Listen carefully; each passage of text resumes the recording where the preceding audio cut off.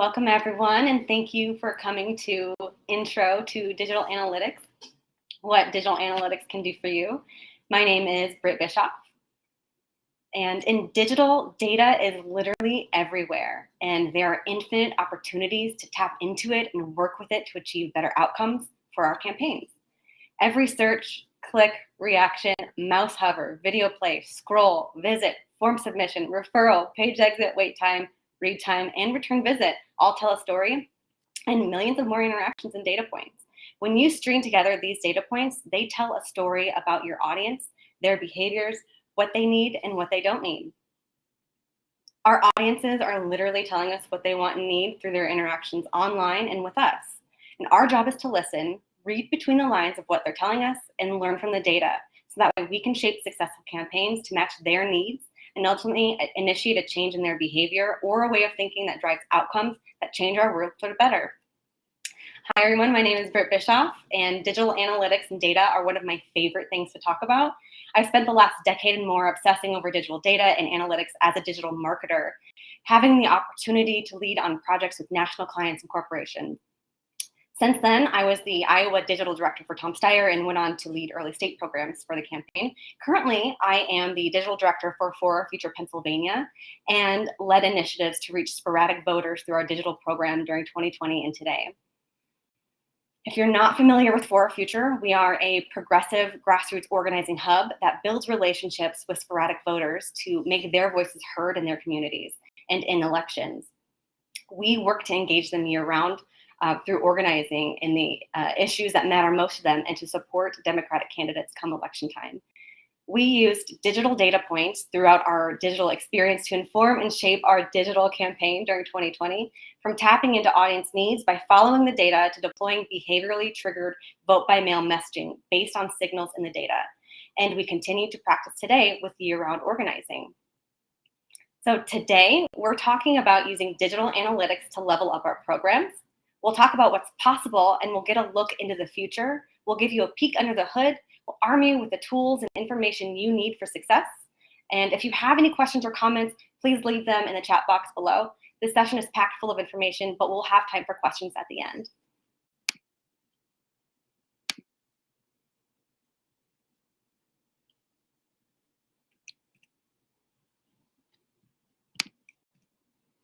There we go. All right, so what exactly is digital analytics? Digital analytics is the analysis of qualitative and quantitative data from your organization to drive continual improvement of the digital experience to produce better outcomes. We analyze audiences and data sets to better steer our efforts and campaigns through digital analytics, and it is the cornerstone for creating successful campaigns. Without it, we're flying blind and repeating mistakes again and again. So primarily when we talk about digital analytics, we're mostly referring to first-party data that you collect from users interacting with your own digital activities and campaigns, such as your website, social media platforms, your mobile apps, surveys, your CRM, ads, anything that you can control. And despite what you may think, digital analytics isn't just for digital directors and their teams. It's useful for anyone that has a stake in your organization's campaign performance. So insights that come from digital analytics literally benefit everyone.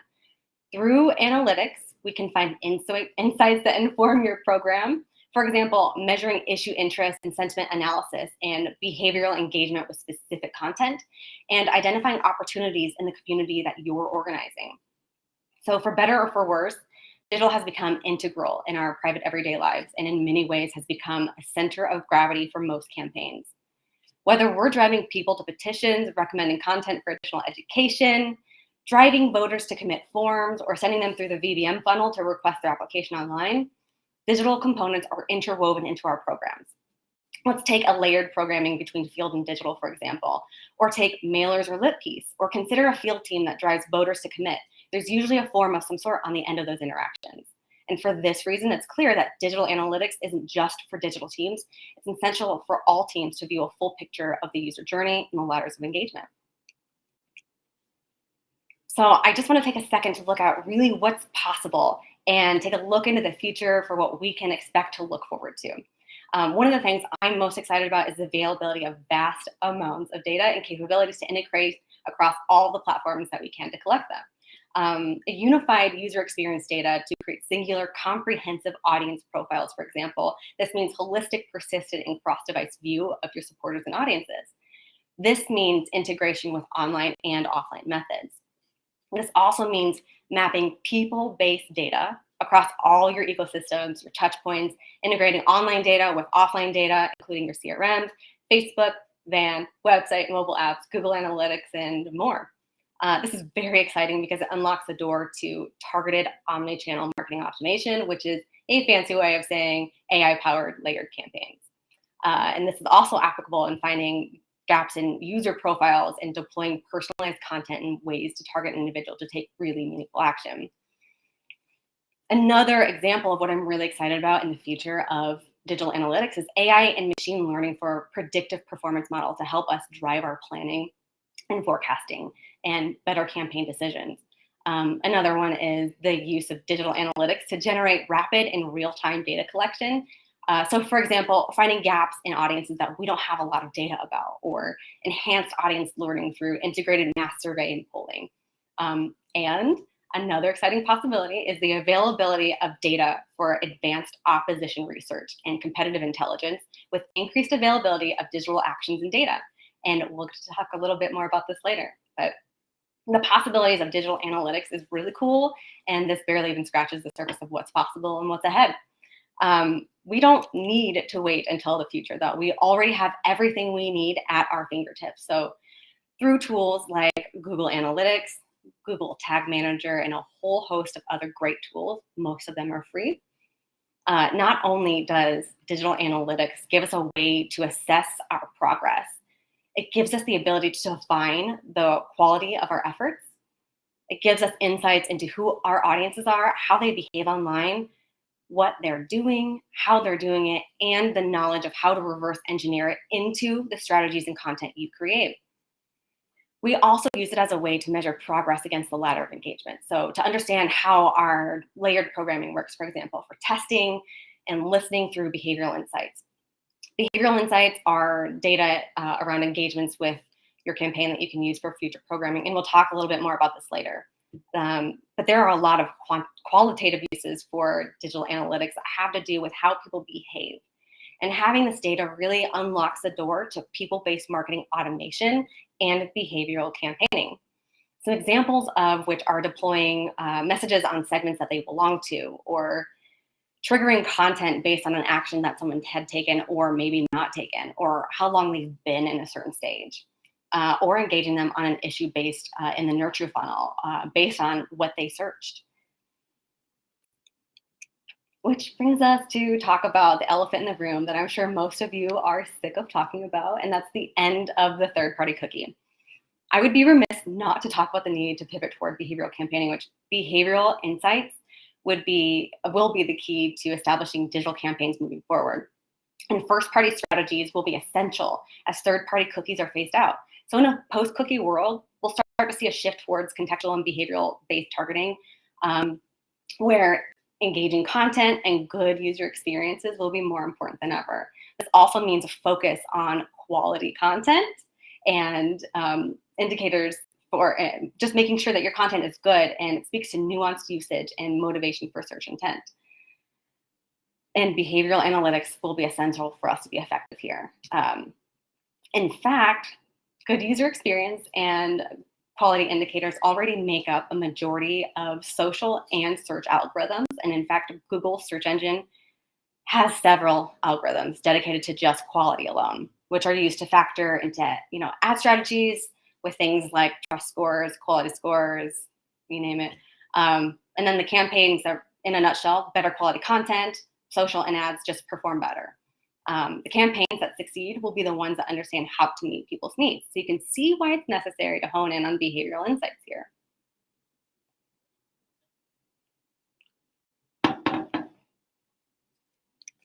But what exactly is behavioral data? Behavioral data describes in granular detail the relationship and interactions with your audiences, voters, supporters that they have not only with your organization, but with issues and ideas. So behavioral data gives us really rich insights and inferences, and every interaction with your digital content is engagement, which we can quantify and contextualize. And through connecting these data points, you can show the progression of their level of engagement in your movement or campaign. We can also see the advancement of interest and commitment to an issue through online behaviors and interactions. The possibilities really are endless for what we can do with digital analytics. It just depends on what we want to know. And before we dig into some examples, I want to take a moment to talk through a few foundational elements to view our data through. Through most of this, we'll mostly be talking about Google Analytics as our primary platform for digital analytics. And the first foundation is a segment. So in a minute, we're going to go through an example of how we use digital analytics in our ladder of engagement. And segmenting is one of the most crucial components of this work. It allows us to group our audiences for organizing based on where they are in the ladder and based on their interactions and characteristics. So segments are essentially buckets of people, and you can create these buckets for anything. The most useful buckets are the audience interactions such as conversions, content, channels, behaviors, characteristics, geography, and message intent. We do have some segments set up for stages in the ladder of engagement that we're going to show you in a minute, and several more, but I wanted to really let you know that dimensional data is key, and digital analytics is really useful for you to, and for digital analytics to be useful for you, segmentation is key. Segmentation allows us to dig into our data and performance with more granularity, so that way we can identify patterns, gaps, opportunities, especially in terms of the ladders of engagement or the marketing funnel that we're using. It's also crucial for identifying behavioral insights so you can create behavioral campaigns. And then once you have your segments, you can dig into things like devices and which contents they're resonating with, or the level of their engagement with our content, which channels are working well to drive them or not, if they're converting or not, and then pathways that they've taken to get there, and many more. So essentially, segments allow us a way to organize people through digital behavioral data. The second is metrics. And with performance reporting, your key performance indicators really should be the focal point of your reporting. And all roads should always lead back to your KPIs, and to avoid losing the forest for the trees. So KPIs can be quantifiable, should be quantifiable, and critical for measuring the success of your program and tied to your campaign's goals. Some examples of KPIs found in digital analytics include conversions and conversion rate from, let's say, a specific form submission as it resonates with your ladder of engagement, email opt-ins, SMS opt-ins, and then depending on your program and the strategy that you're running, it's going to vary. So if your team is solely focused on brand awareness, some good KPIs might be brand search volume and visibility, or ranking, or traffic, social followers, and things of that nature. But once you've identified your KPIs, you can dig into the data for deeper insights and analysis. And with the exception of your KPIs, there really are few metrics that can be used on their own for performance measurement. Most metrics are really meaningless without additional context and dimensions. Metrics should be used along other metrics, dimensions, and segments for additional context and to paint a bigger picture. And the third component in this foundation is benchmarks. So setting good benchmarks is essential for measuring progress to goal, improvements, identifying gaps, you name it. However, I would definitely be aware of using standard across the board or one-size-fits-all benchmarks or industry standard benchmarks, simply because performance, engagement, and interactions differ based on a number of factors, including audience and message intent, and it's best to use benchmarks and groupings. So while there is value in aggregate data, benchmarks without context or categorical grouping really are mostly meaningless and inaccurate. For example, if we were measuring performance on an email campaign, let's say a direct response campaign for grassroots action to call your member of Congress, these emails would evoke a different response than a member update or an event RSVP email. We definitely want to consider the historic performance and the typical performance for the type of email and message intent that you're sending to measure against your expectations. All right, so let's talk about the ladder of engagement. I'd like to give you an example of what digital analytics could look like in a standard ladder of engagement, and to give an end-to-end look of how this can be applied. So through digital analytics, you can get a sense of how people are moving through your ladder of engagement and identify where there are opportunities for improvement. Shown here is a broadly simplified ladder of engagement with 4 key steps. A lot of our organizations' ladders look more or less like this. Following this basic structure with key data asks increasing as you move up the ladder, and along with, content interactions that reflect. So you all know your ladders of engagement much better than anyone else. I'm going to skip definitions and focus really on questions we should be asking of our data to form KPIs and our digital analytics plan. However, I'm going to begin before we even get to the ladder of engagement in a pre-acquisition or an awareness phase. So this is a phase where before they're even introduced to our organization. This is a phase where they're learning about and becoming aware of an issue and taking the steps to research said issue. The ladder of engagement, as we see in the previous screen, is really only reflective of people already in contact with us. It doesn't do the greatest job of portraying the entire funnel of the person's actual journey, which we know has more steps involved, especially in the digital world. And in this stage, the user is engaging with people in their daily lives, blog content, and so many more other mediums and channels. So this doesn't. So they're also doing their own research as they're exposed to ideas they come across, or as news events happen, or even from their own curiosity. And in their process, there's a series of engagements that happen with numerous pieces of digital content and mediums. Meanwhile, they're still formulating and solidifying their opinions. And as movement builders and organizers for change, this stage is crucial for us to participate in. Digital analytics starts here to lay the foundation and to help steer your campaigns and know what you're getting yourself into. At this stage, we're doing research and analysis into the digital landscape, search trends, your competitors or opposition, what your target audience is doing, what they're interested in, and what other websites and information they're finding. It also helps us to identify segments for measurement and to set up our analytics and reporting for the rest of the ladder of engagement. I also want to add that within digital strategies, competitive intelligence and your opposition strategies aren't a secret. What they're doing is literally in plain sight. Everything in digital has a trail. So the purpose of competitive intelligence at this stage is really to formulate ideas for content that disrupts and outcompetes the opposition. So questions we want to ask of this stage include, who are the people we want to bring into our program, and where do they hang out online? What do they want to know? What's top of mind for them? What other content are they likely to visit? How is our opposition or competitors faring with this? And do you have a shot at outcompeting them? Also, what other sites or platforms are they likely to see in their research and engagement online?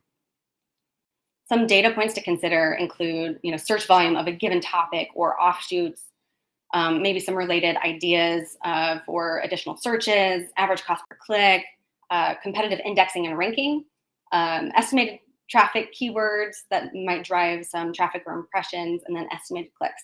So all this data gives us some insight into demand for a topic or some content and the related questions surrounding.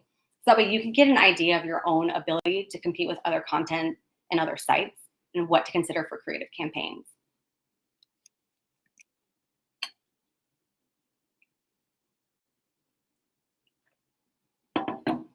Some recommended tools during this stage include Google Search Trends, Google Keyword Tool, or Google Keyword Planner Tool. It's no longer called Google Keyword Tool. Social platforms, literally any of them. Answer the Public, which is a great visualizer for search questions. And so Google Search Trends helps you to really keep a pulse on what's going on, what people are wanting to know. You can dig down into geography and topic even. And then Google Keyword Tool, Google Keyword Planner Tool helps you to identify what searches and what keyword people are looking into, and really helps you just do some research and planning there. CrowdTangle for social, and then specifically for some opposition and competitive research, Moz Toolbar is great. There's also tools like Ahrefs or SEMrush. You could also use Google Keyword Planner Tool and a Facebook Ads library. And if we're doing our jobs well, we can intercept people in the pre-acquisition phase and effectively move them into the acquisition, where our goal is to get them to interact with our content, opt in, and take a low bar action. So some questions we're going to ask of our data at this stage to identify patterns are, were we successful at reaching new intended audiences? And did they convert or opt in or take a desired action? And what was their path to get there? So some things to look into to get this data are what channels drove and assisted some of this traffic. What are the best and worst channels for engagement and conversion rates, and learn, what was the overall path and duration of a visit from those channels and things like that. Look into frequency and recency of visits as well. Look into especially the frequency and recency of visits leading up to a conversion and the time frame it took for them to take that action. Also, messaging intent plays a big role as well. So look into what topics, what message intent, what elements really garner the most interest and actions. So this can include what keywords drove them to your campaign or to your page, content or topic, you name it. And if you weren't successful, what were the bottlenecks preventing them from converting? So some things to look into might be, did they click on anything on the page, or did they interact with anything? Where did their interaction on that page stop? You can even look into things like page load time and scroll depth to identify and walk through that journey. You can also even look into things like interactions with form fields to tell which field they last interacted with before abandoning a form. And, what was their overall experience like? Just in general, if you were to look at the data, what story would it tell? Would it say that they were happily engaged and actively engaged, or were they there for maybe a short period of time and then hit the back button? And based on their interaction, what was the quality of our content? There's a lot that we can learn about ourselves and our content and our programs based on how they interact with us and how they move through our sites. But some useful KPIs and metrics at this stage might be conversions and conversion rates specifically from new audiences, or new audiences from a specific issue, right? Also, SMS and email opt-ins would be an example of a KPI. And then traffic from new audiences is something that we want to continue to measure. Also, this is a great opportunity for a segment. If you have, let's say, a lot of new traffic, but they maybe didn't convert. And as an example of some lenses that we can view our analysis through, I've set up some segments for users that we like to track at this stage. So we have new opt-ins, so new users from a recent campaign that opted into email and SMS and are active. We also have the new and non-converter segments. These are people who haven't indicated any serious interest yet, but they've indicated serious interest, but they really haven't taken any action. And we need to figure out and dig into and analyze why. What is their journey here? And then there's an issue-based interest segment here. So this is from new users from a recent campaign within a specific time frame, who's shown some interest and engagement in labor support content, and they've taken action. This view also shows very generalized data, but it's a good starting point for to use as a just general pulse. And then what we would do with this is we would want to dig into the data from each segment so we can answer the questions from the for our analysis. And then after we've moved from acquisition, we're going to move them into the engagement, where the next step is ushering them into building relationships with us and keeping their interest. So having segmented audiences in your analytics and reporting is incredibly important at this stage, really and throughout, because most of our measurement here is surrounding if new opt-ins and action takers are moving to the next step and taking very specific actions. So some questions that we're asking at this stage to identify patterns include, are we successfully nurturing new supporters into engagement? Are we able to keep them actively engaged with an issue? And some things that we want to look into to identify this is, whether or not they're coming back to further engage in an issue, and if they're taking the next step from that issue in those engagements. We also want to look at some channel data again to identify what sources are best and worst at re-engaging, and maybe compare it to the previous stage.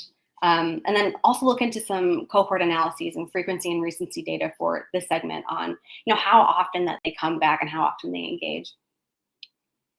You definitely also want to analyze content performance by an issue or topic or audience interest.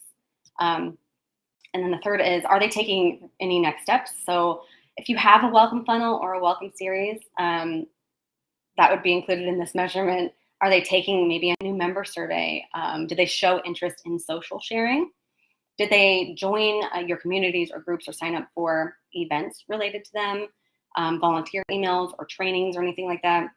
And did they sign up to attend events?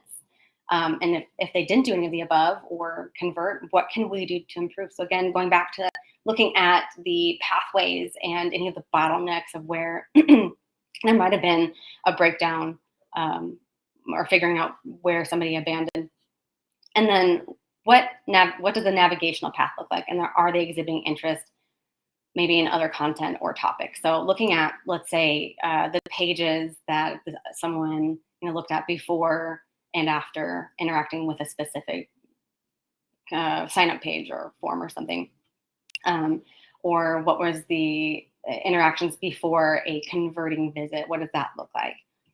Some good KPIs and metrics for this stage include, again, conversions and conversion rate from new supporters who've maybe taken the new supporter survey or interacted with it, who've entered the welcome series, or maybe that they've signed up for an event.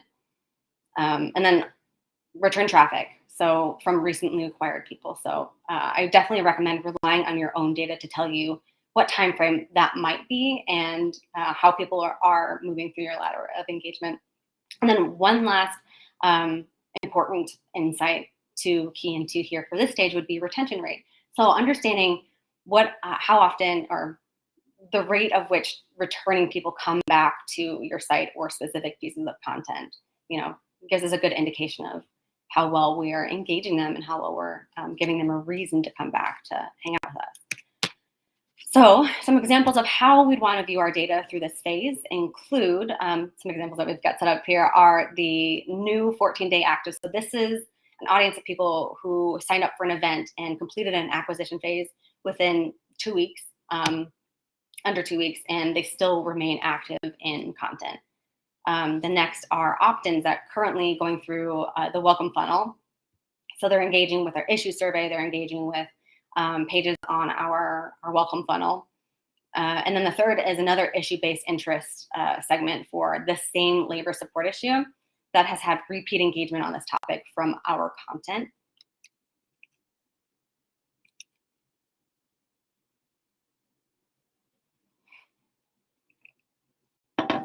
All right. And then in activation, we're asking them to participate at a higher level. So we're asking them to take more meaningful actions in a relatively low to mid-bar ask, maybe a grassroots action, or committing to a vote, or requesting their ballot, or using the power of their audience networks to share informational content. So again, segmentation by audience, issue content, or topic is super cool at this stage. And so some questions we're going to ask of this stage to identify patterns include, are they taking next level actions?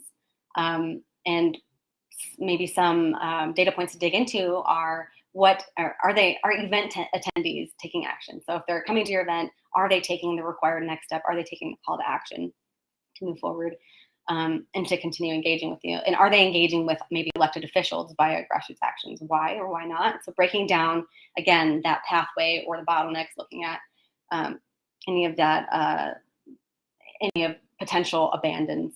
And then what types of actions are audiences really willing to take? And then what are the actions that they're willing to take per segment?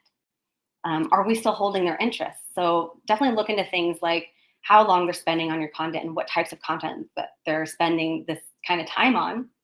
If they're coming back, why or why not? And how, if they engage with our content, do they share, do they click, do they watch videos, do they sign up? What are they doing on the page? So the third question that we'd want to ask is, what audiences are we struggling to nurture into the activation? And really, where are they getting stuck? So this is a segment, or we would want to segment audiences here because this is an opportunity for us to fix. So if there are any drop-off points that we notice at this stage, we want to flag them.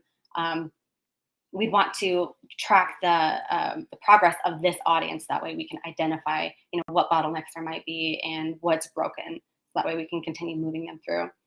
And do we have content that matches their interests? So again, their behavior will tell us a lot about, whether or not we have it.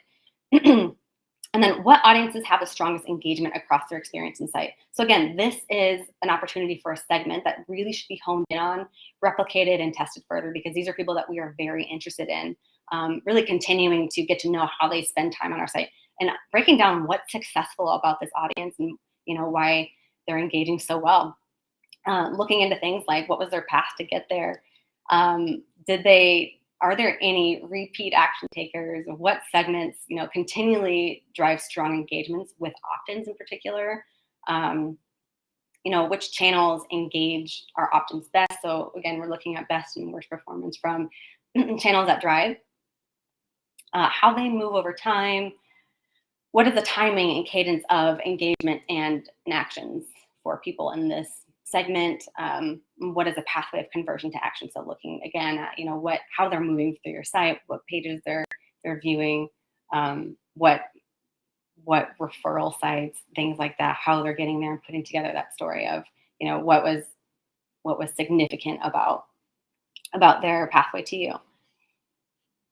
And then last, what was the quality and quantity of their interactions with us and how often? So some KPIs and metrics that we are interested in here would be conversions and conversion rate again, on the next level ask. So things like, they contacted an elected official, or they signed a petition, or they submitted a commit to vote form. Also content shares. So, if they're so interested in our content and they are interested in, if they're sharing our content, that's something that we want to track, because they're using the power of their networks, they're spreading the word, they're distributing content. So this is definitely an engaged, active audience that we want to, continue to understand how we can replicate this. And retention rate again here is important as well. And then some examples of some lenses that we would like to view this data through can include, in our examples, we've got the first, which is the completed grassroots advocacy action. This is anybody who's completed a grassroots advocacy action recently. So within maybe on a specific campaign, recently being under 2 weeks to 1 week. And then the second is, again, an issue-based interest on the same labor support issue, where we're looking at people who have had consistent and repeat engagement on this topic from our content. And then our most activated grassroots action takers in a recent campaign. And then the last being new supporters in the last 2 weeks who've completed an initial ask and signed up for an event and remains active with us. So again, this is all just very generalized data, but a good indicator, and good pulse in general. And we would want to dig in deeper into our analysis from each of those segments. All right, so now we're in re-engagement, and in re-engagement, we're escalating our supporters up the ladder for higher bar asks. So again, segmentation is important here, by audience, issue, content topic, and tier on the rung. And it's also recommended to create segments based on sequence of actions here. So if they took the initial action that got them into the acquisition phase, and then they also took an engagement action that got them into the engagement phase, and then the third. So you'd want to have it sequenced. You can also do this by campaign and issue. And some questions that we're asking at this stage to identify patterns include what audiences are showing a high level of engagement and commitment to the issue. So, for example, have they submitted multiple actions and they're showing continued engagement on your issue pages, or content surrounding that specific issue? What is the frequency and recency of digital engagements for users who tend to fall in this group? This is also an opportunity for us to segment and hone in on this audience for characteristics and engagement, and then tailor our asks for storytelling and volunteering. Moving into the second question, we've got our audiences consistently showing interest or taking action on, to volunteer or share content or refer others. Where do gaps exist to move people into the stage? So breaking down the pathways from previous stages and looking at what didn't work there, but also looking at what doesn't work maybe in this form. Is it something that we're putting out? Is our content? Is it like a mismatch of what's on the page versus what they, how they came to the site and what they were expecting, things like that. And then, or maybe we're asking them too soon. And then what paths and channels are successful in garnering continued engagement from our most committed supporters? So some conversions and conversion rates, or KPIs that are important here, conversion rates, of course, but from regular volunteers, regular activists, and storytellers. Also look at things like new engagements from people who were recruited through your activists. So as your activists are, as they're sharing content and as they're recruiting others, you can track that back through referrals.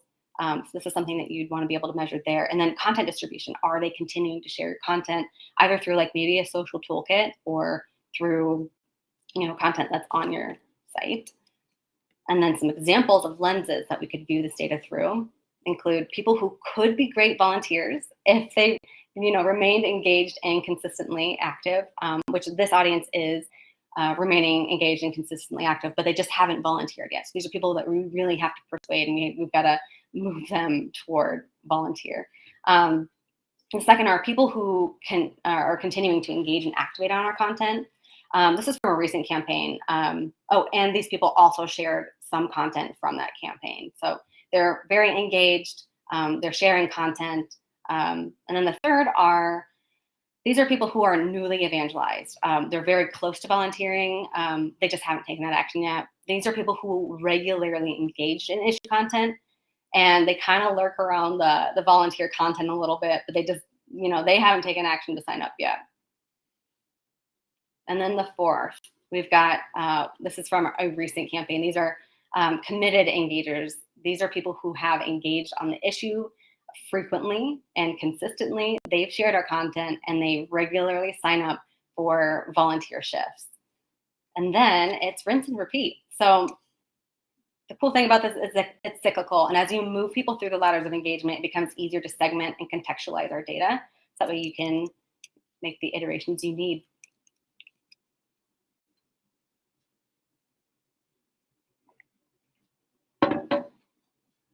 Okay, so there are thousands of examples I can give you.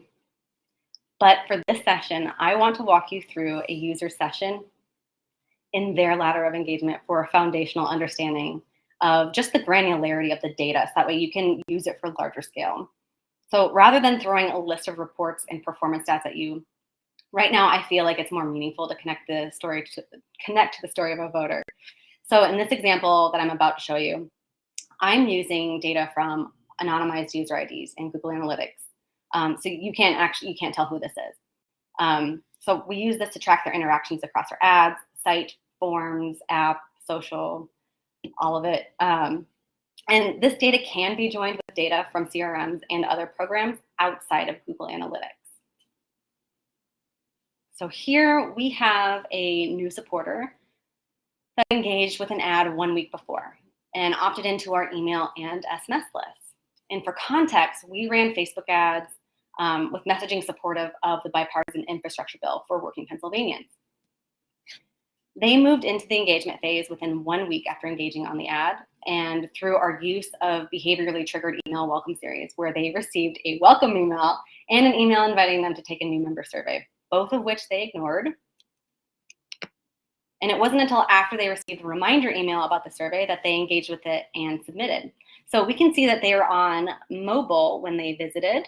We can see that email drove their visit to the survey, and we can see that it was the third email in the series from the tracking URL that they viewed, which is down here. And based on how you set up your tracking parameters for your pages, this will come through in other ways too. And as we can see, this person was fully engaged on the page. They spent over 3 minutes on the page, which is longer than the average time it takes to read page content, and maybe a little longer. But we do know that they are doing more than skimming. They're also scrolling all the way down the page at a pace of about 1 minute per section. And they tried to submit the form, but as you can see here, it wasn't successful.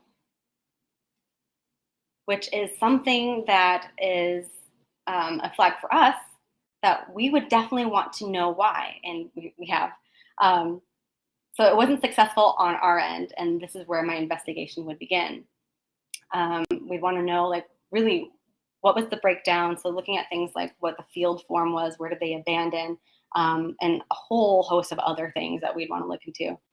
Also, you can't see it here, but we were able to track the issues that this person selected on the survey using more advanced tracking through the data layer, which we feed into our content groupings to inform our campaigns. But after 3 days, they received an SMS related to the issue that they engaged on in the ad and asked them to call their representative. And not only did they engage and take action to call, they made multiple calls. We also can tell that they were reading through our call script because we can see the pop-up screen after submission and their scroll depth. Looks like they scrolled to about 75% of the page, which is where our call script ends. So first, you can notice that it was SMS that drove their second engagement with us. We can see that they visited the click to call page twice within 40 minutes, which is, each session lasting over 1.5 minutes, which indicates they're reading the page and engaging. We can also see that they are likely engaging in a call with a level of depth scrolling through the call script page and their time duration. And also, in a side note, we might want to observe the time of day and do some analysis or some testing on this, because in all examples, they visited within the 9 o'clock hour. So it might be worth looking into some day parting or time of day on maybe a similar audience to segment to see if this is anything meaningful. Also, from the looks of it, this person might have even started a round 3 of calling and then left. So first, I want to say that getting digital audiences to call their representatives is sometimes very difficult. But when you know your audience's interests, you can pull it off. So in fact, as evidenced by this example, we found that people who engaged with the ad and opted into SMS and received timely issue relevant messages were more likely to make multiple calls to Congress, because they were committed to the action, and because we listened and responded with meaningful action to them. So from this example, I would also want to build an audience of similar users to explore the data and identify patterns by applying the same ideas. So for example, I might start with a segment of new opt-ins in the last 14 days, or I could use everybody who made calls from this form and reverse engineer it. And obviously, it's not feasible to do an analysis like this for every user. But there are tools that can help you apply this level of analysis to larger data sets to analyze some of these patterns and slice and dice your data as you need to. Some examples of these tools include segmentation and content groupings, channel groupings, you name it. You can also apply the ideas from the walkthrough that we just did in larger patterns that you're seeing in your data. Also, in the previous example, I want to highlight that I'm able to define the channels people are using to come to the site through consistent URL tracking across all aspects of our program. And because I set up default custom grouping and I use a URL tracker, Google Analytics is really great out of the box, but it really is meant to be customized, especially for the kind of work that we do. So, some example of default channels that I created in Google Analytics and through our URL tracking include phone and all of the different types of SMS campaigns that we deploy, field door knocking, mail pieces, lit drops, things like that. And then also, I do want to circle back to the advanced tracking I mentioned earlier. So I use Google Tag Manager to deploy custom tags, events, triggers, and variables through JavaScript and the data layer, where we can inject custom variables in listening on the site and then push to Google Analytics for more context. So one example of this is tracking what priority issues are selected from the list in our new member survey when new audiences take them. And we do this so that way we can use that data to steer content creation and then engage our audience on that content. And then also to store that data with the user's profile as a reference for what's important to them. So that way we can come back and use that for engagement and analysis with the rest of their interactions. And then 3, testing, because we're always testing. All right, so you don't need to be or hire a data scientist to implement any of this. where to get started. So if you're new to digital analytics and don't know where to start, here are some easy things you can do to get started and set yourself up for success. I do have templates and tools and resources for each of these things in the appendix, and we have some links dropping later or in a bit for you guys to use. So the very first thing that you're going to want to do is create a digital metrics strategy and then define your measurement plan. So in this plan, you'll want to determine what your KPIs are based on your program objectives. So think in terms of acquisition and outcomes. Then establish a measurement plan for your tracking KPIs. Establish your plan for tracking more meaningful insights, really what you want to know about your users around your KPIs. And then define the questions. Think about all of the questions you have for your data and what you want to know about your audiences. And consider all of the ways, the methods, the channels that are used to drive someone to an outcome. And then map out the path to said outcome. So this plan will become your framework for what's truly important and North Star for guiding the design and the installation. Also, as a tip, there's vast and infinite possibilities for digital data tracking, and there's data in every aspect of the digital presence. So just beware of the rabbit holes. Having a plan really helps you steer clear and navigate out of rabbit holes. Also make sure it's documented so that way you can share it with your team and you can reference it whenever you need to. Next, go ahead and get your Google Analytics account set up and tracking on your site, across your site, on your mobile app, and on your forms.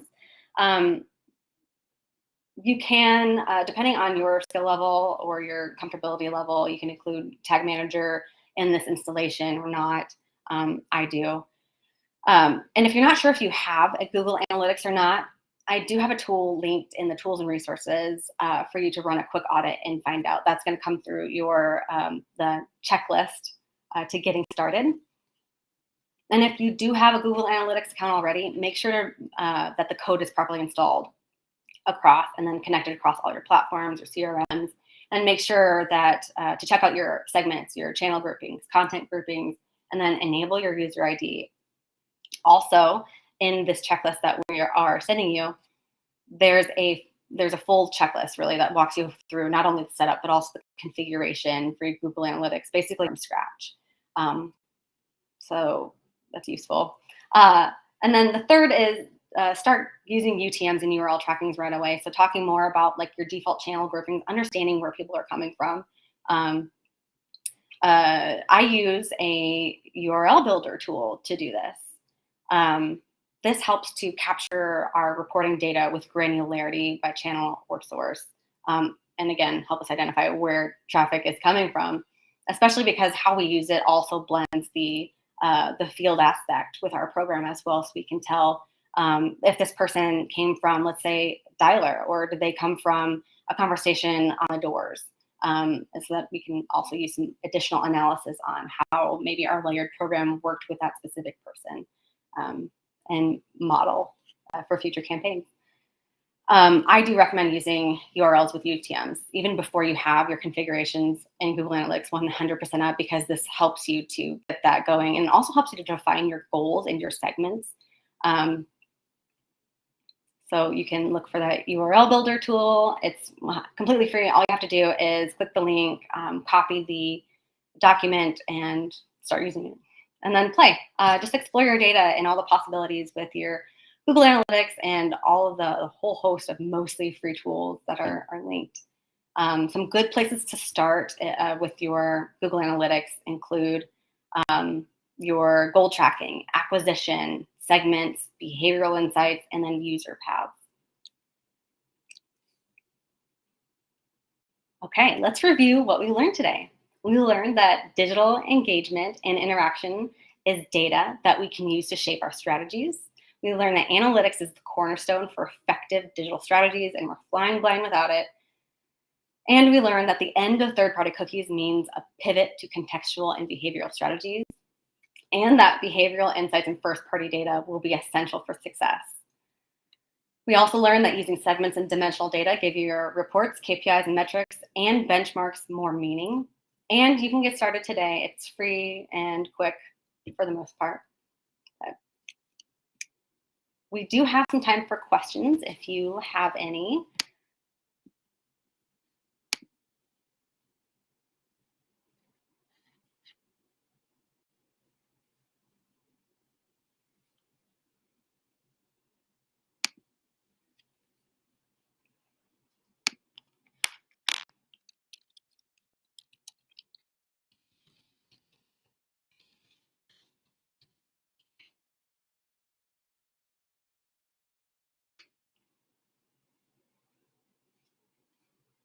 One question that I get kind of frequently is, this could just be a fanatic or an outlier. Why should I segment, or why should I really even care? But that is kind of the point of what we're doing. We're really digging into insights of who are our most committed and engaged supporters. So that way we can make sure that we replicate that process as much as we possibly can. So we definitely want to know where those people are, right? And also, it's more likely than not that you're going to have other people that behave like a similar user than not, really. So there are more people across the site that take multiple calls from an SMS, within 2 weeks of subscribing to your SMS and engaging with you. So, and digging into the data can definitely show you.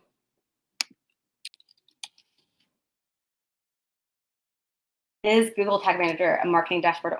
Ostensibly. No, actually, Google Tag Manager, what Google Tag Manager does is it helps to manage tags to deploy in your site. So more of like the back end developer kind of things for setting up for your site, but and deploying Google Tag or Google Analytics. But Google Tag Manager, it's infinite. It's a lot of fun. But I think maybe Google Analytics might be more along the lines of what you're thinking of for a marketing dashboard. But yes and no. But it's 100% customizable. You can look at really anything. It's not necessarily meant just for marketing. It's really meant for looking at users and how they flow and how they're interacting and engaging, and of course, looking at things like conversions and things that we used to just like use guesswork for. You can really get into granularity there. There are tools like Google Data Studio or even like the custom reports that you can use for like better data viz. I'm just going to be honest, Google Analytics doesn't have the greatest data viz. So if that's something that you're looking for, like good looking reporting and graphs and things like that, Google Data Studio is a really good tool and platform for you to use in that nature. Oh, this is from Google Analytics. So how did I generate the tables that I showed from the slides? Are those from Google Analytics? Yes, those are from Google Analytics, and that is all anonymized. That's aggregate level type data. But literally just went into Google Analytics, selected my segments, and then I screenshotted it just at a higher level view. But, okay, how do I set up the URL tracker? It's a Google Sheet. I have different segments in there. Then it's meant to have parameter add-ons to a URL. So you start with like your base URL, and you answer some questions about like what it's used for, and if whether or not basically like the setup questions of how you want to formulate your URL. But in those URLs, there are things like parameters and additional context of what people are coming from, your campaign that you're sending them, even like the type of campaign. An example I can give you from the example that we used in the letter of engagement from that person was we had SMS campaign, and it was a grassroots action, and then we chose like what specific segment, what channel, or what tool, even which team, and if there's like a test that we're running, we'll notify that in like content. So all of that is then put into a URL that you can then use. You can shorten that. So if you're sending out via SMS, it's not going to be this big, long, drawn out URL that takes up your entire character limit. But we can track all of that, and there's context in those URLs. Yes. So there are some additional trainings and certificates that are really beneficial. Actually, Google Analytics has their own, and I have a link. I can pop that into the chat box if you'd like. It's really good. You don't have to be super advanced to know it. I like it because it um, helps to introduce you to the capabilities of Google Analytics and the different metrics and maybe data types that you can work with.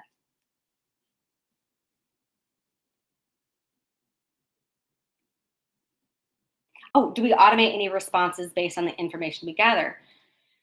Um, Depends on what you mean by this. So if it's like marketing automation, yes, we can deploy certain messages and certain triggers based on like whether or not they came in through a specific niche. Like if they're really interested in labor support, or if they're really interested in like mm, support for home care workers, or if they're interested in something else that's like more like niche within a topic, we can group them into a bucket. So that's just an example of marketing automation. But what we do for like automation and content and maybe grouping, I think is what you're getting at.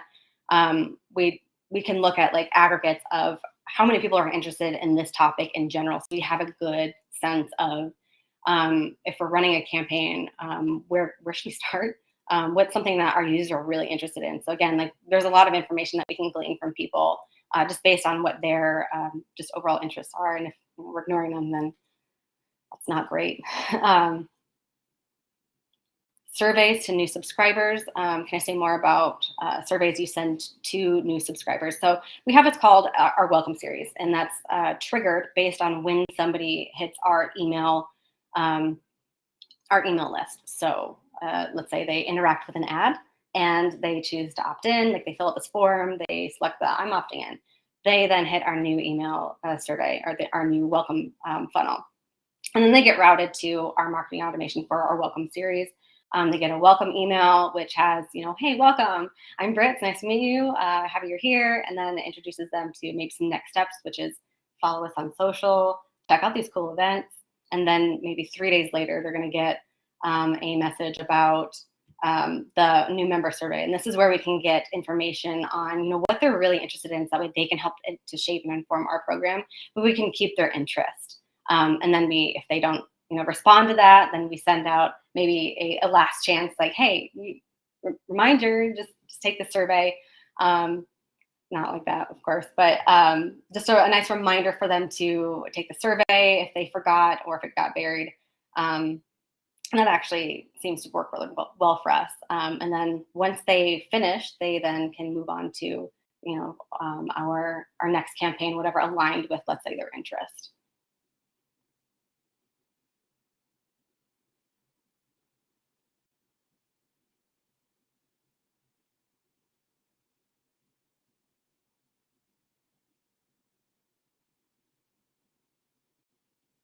Man, there's some really detailed questions right now. Let's see, what do I have time for? How much do you look at the individual user's data versus the overall data? I do both. I mean, I like the overall data, the aggregate data, just to get like a pulse. But sometimes I will go through the user data by filtering. So I'll find through my segments, identify some people who might match a certain criteria. Let's say a super vol or a super activist, right? Who've engaged consistently with a specific page or a campaign, and they I'd like to see like an actual user example for that. And then I go through that person's, journey, and then I zoom out and then I look at the aggregate and I try to like pick it apart and try to see if there's a pattern there, if that's something that we can, replicate across the rest.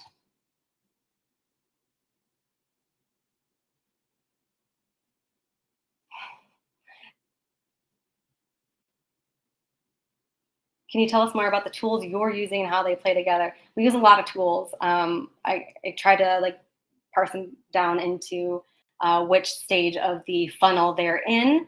And I mean, we there is the capability to do a lot of like match back, like we know from Facebook and from your website back to Van. And then Google Analytics, you can do integrations with Google Analytics and CRMs, but outside of Google Analytics, of course.